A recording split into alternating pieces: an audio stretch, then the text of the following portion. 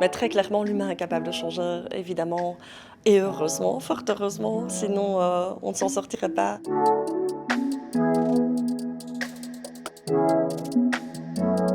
Bonjour, Audrey Di Troia, je suis agent d'artistes musicaux et j'ai créé en 2017 l'agence de booking Full Colors Agency, ici à Liège.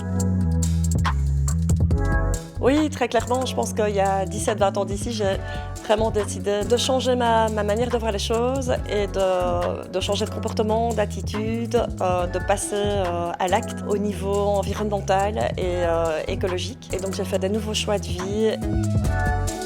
Beaucoup plus d'humanité, beaucoup plus d'ouverture, beaucoup plus de tolérance, beaucoup plus d'amour, de respect, de compassion, encore plus que d'empathie et de sororité aussi, de simplicité, d'humilité, beaucoup plus de solidarité et d'action. Je pense que c'est dans les actes qu'on change les choses. Si chacun s'y met et qu'on fait tous des efforts, ça peut faire une grosse vague. Maintenant, j'y crois moyennement. Ça doit partir des citoyens, mais ça doit partir de plus haut. Et c'est ça qu'on attend, je crois. Et c'est ça qui fera des grands changements. Et c'est ça qui n'arrive pas, malheureusement. Oui, mais pas que. Parce que, bien évidemment, ce sont les plus vieux qui ont laissé aux plus jeunes une terre assez désastreuse. Et donc, c'est pas à eux à payer les pots cassés. Ou en tout cas pas tout seul. Je pense qu'il faut que ça vienne aussi des plus âgés, à chacun prendre ses responsabilités et d'insuffler alors un nouvel élan vers la jeunesse pour que la jeunesse puisse être là en tant que relève et puisse aussi s'accaparer des problèmes de société.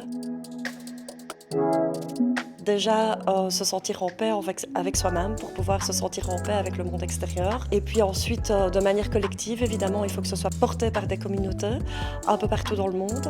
Et là, ça pourrait être puissant, ça pourrait être très fort.